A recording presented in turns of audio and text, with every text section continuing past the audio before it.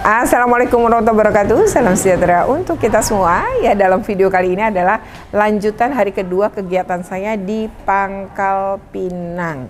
Jadi waktu hari pertama itu adalah kegiatan Direktorat SMA di Pangkal Pinang atau Kepulauan Bangka Belitung. Nah, hari pertama itu dengan para guru, tim PPK, dan juga kepala sekolah. Maka hari kedua dengan peserta didik beserta guru BK-nya. Nah, seperti apa? Ya, ikuti terus dalam video ini. Tapi sebelumnya jangan lupa untuk di like, share, comment, and subscribe. Bagi yang belum subscribe, segera subscribe untuk terus terupdate dengan video pendidikan anak dan kulineran.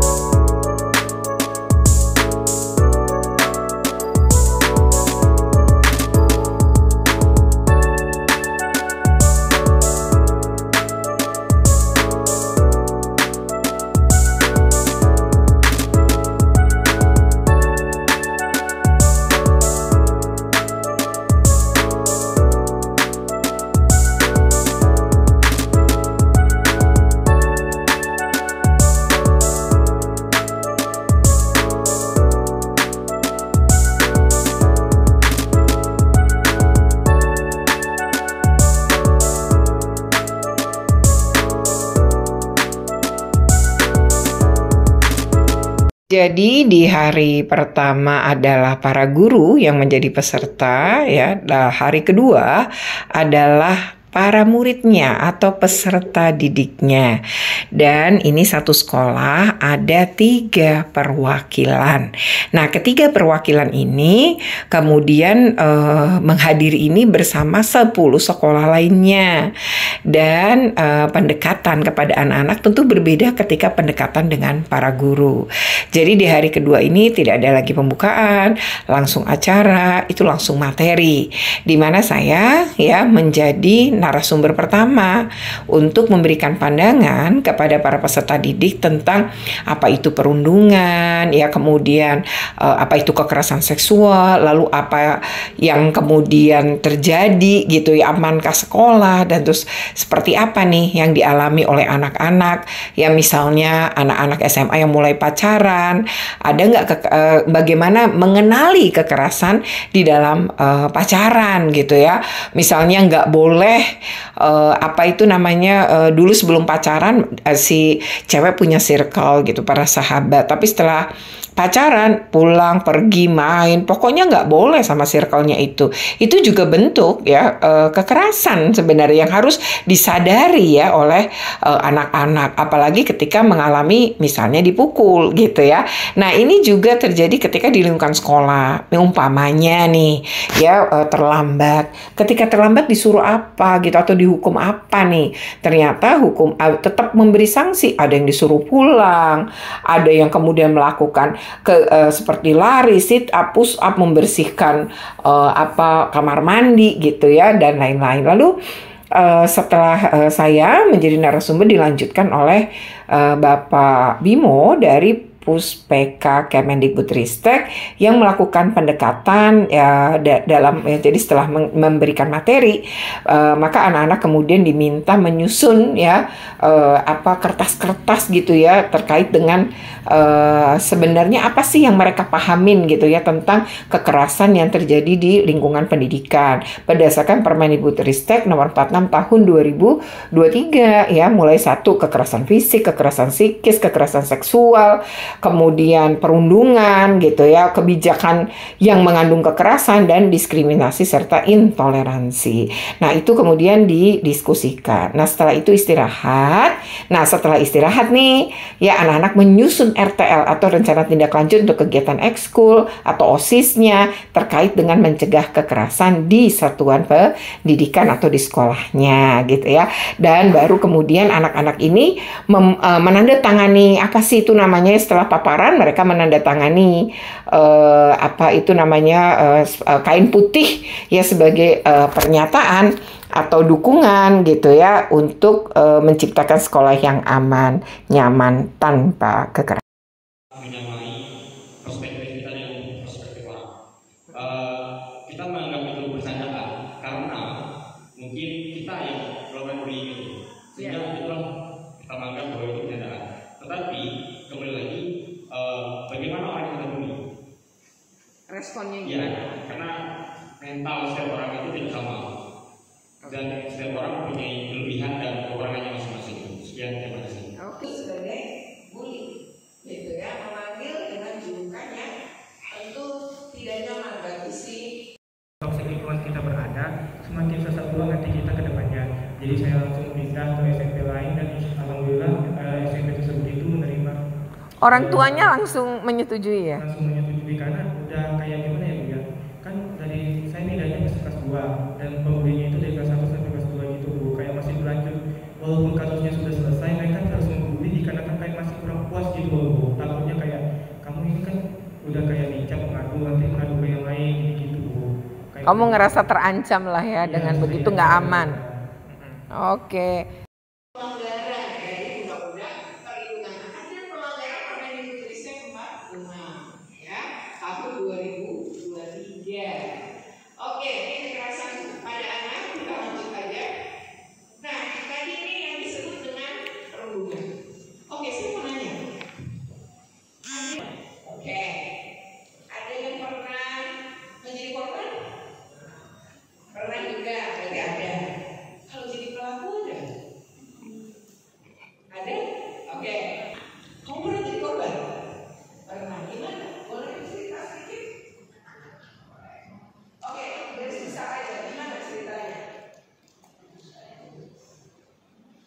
Bu, ini tugas dulu tuh saya sebelum dia mungkin memang girang gitu. Ini apa di SMA-nya ya?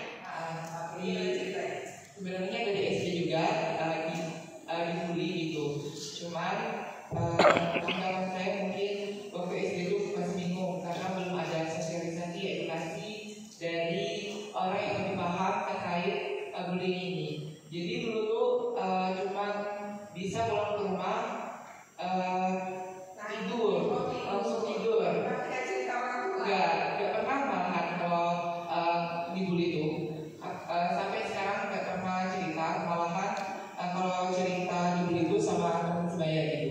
Terus tanggapan sebaya apa? Ya itulah pasti ngasih motivasi, sabar, semangat. Cuman kami juga pernah langsung ngadepin orang pembuli itu. Kami kumpulin mental buat apa? Oh. Gabung antara SMP dan SMA. Dulu saya masih kelas 1 SMP. Lalu dulu itu ada kakak sepupu kami yang paling tua di kelas 3 SMA, di mana kami itu dulu memiliki sistem gitu Bu. Cuman dikarenakan kelas SMA-nya itu pasti merasa lebih superior daripada yang SMP. Jadi mereka itu merasakan memiliki kekuatan. Jadi saat kami dulu ingin ke WC itu kayak WC ini oleh mereka ada peraturan kayak WC sebelah sini hanya untuk kelas SMP, sedangkan yang di sini untuk SMA. Sedangkan kata para ustadz juga itu tidak apa-apa kalau bergabung. Malah itu bagus ketika biar kayak menambah komunikasi antara SMP dengan SMA-nya. Harusnya digunakan bareng-bareng gitu ya. Jadi ternyata saat ada salah satu teman saya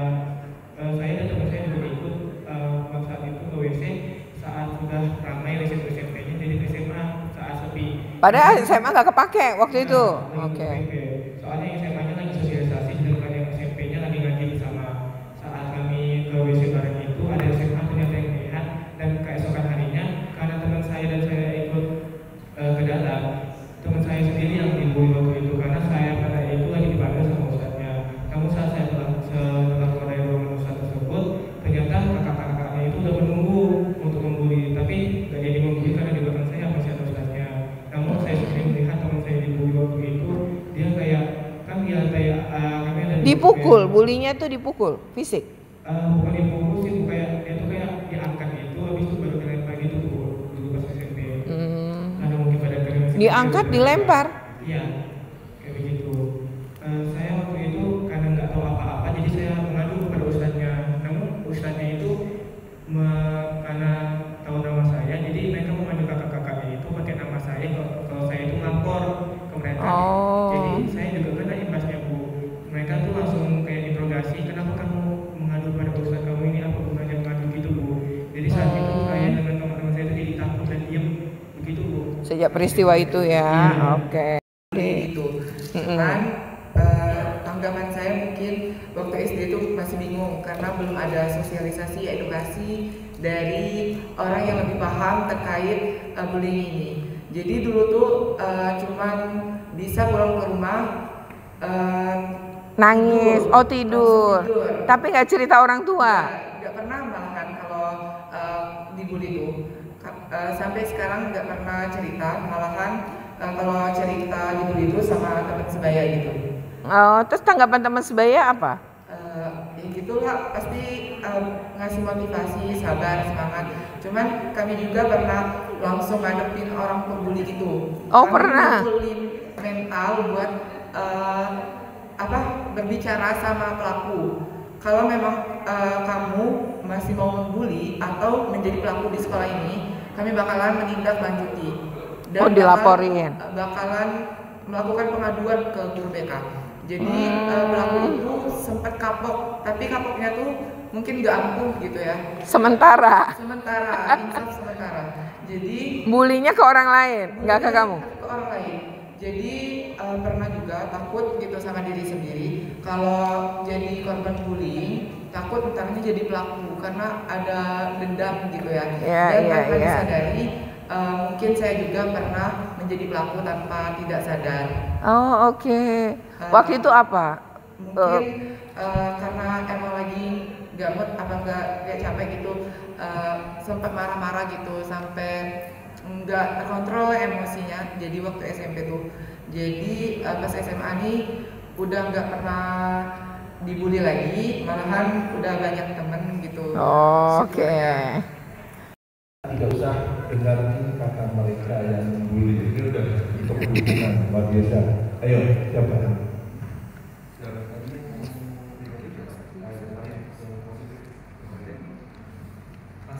Pasti kamu sering makan makanan mamamu kan? Makanya kamu besar, pasti kamu sayang sama mamamu. Pasti kamu sayang sama mamamu ya, karena kamu suka makan makanan mamamu. Oke, boleh.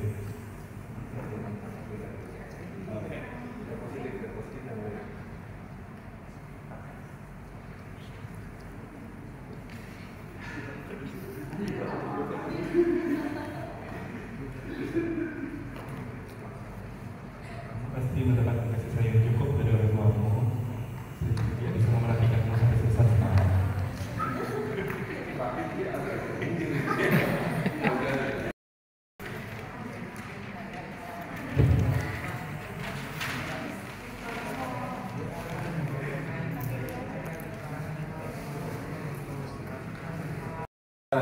Itu sama seperti teman-teman kita jadi korban kekerasan.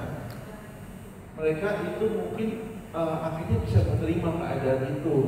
Oke lah, nggak apa-apa. Mungkin itu cuma bercandaan, tapi itu hanya yang di bagian luarnya saja. Di dalam hatinya yang paling dalam itu pasti ada yang merasa oh iya. Pada dia yang lainnya?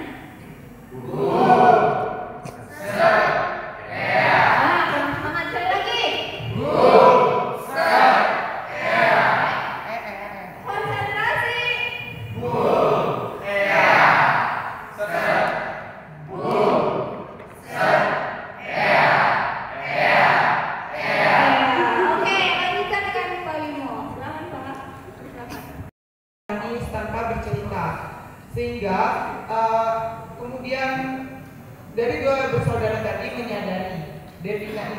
juga memiliki bakat, namun memiliki hobi.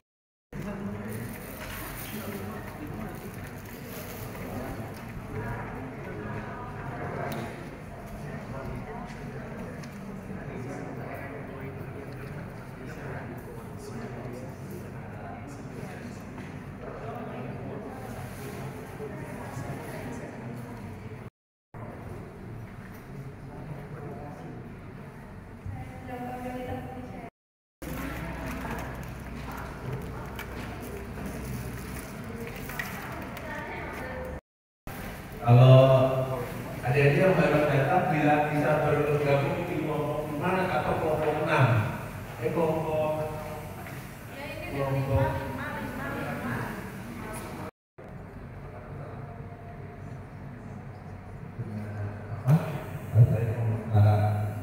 pendapat yang berdiri kenapa menurut ini fakta terkait ada hubungannya dengan pakaian korban. Baik, bismillahirrahmanirrahim. Kekerasan seksual pasti ada hubungannya dengan pakaian korban. Saya menjawab fakta karena menurut saya pribadi, Pak, ketika ada seseorang, mohon maaf cewek ya, yang menggunakan pakaian terbuka misalnya, menggunakan baju crop top, ya, baju yang sangat ketat, dan ketika ada cowok yang imannya kurang misalnya, yang imannya kurang, 24 responden bahwa pakaian itu tidak menjadi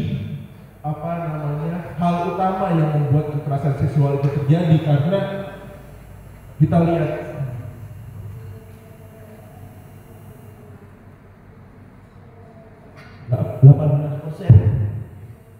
%18 itu menggunakan rok panjang ataupun celana panjang, 17% menggunakan hijab itu tertutup, dan itu terjadi pelecehan seksual minimal, dan itu termasuk kekerasan seksual.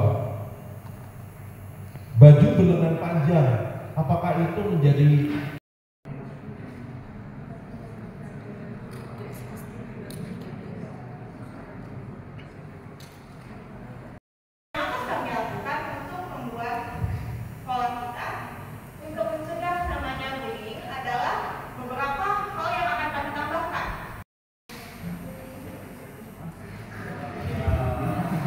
gagal ya. SMA Dian Harapan Bangsa. Dari SMA Negeri 1 Papa Pinang, apabila ada salah kata maupun salah tingkah, saya mohon maaf. Oke, dan akhirul kalam, wassalamualaikum warahmatullahi wabarakatuh. Oke ya, demikian ya. Jadi kalau sama anak-anak tuh emang seru banget.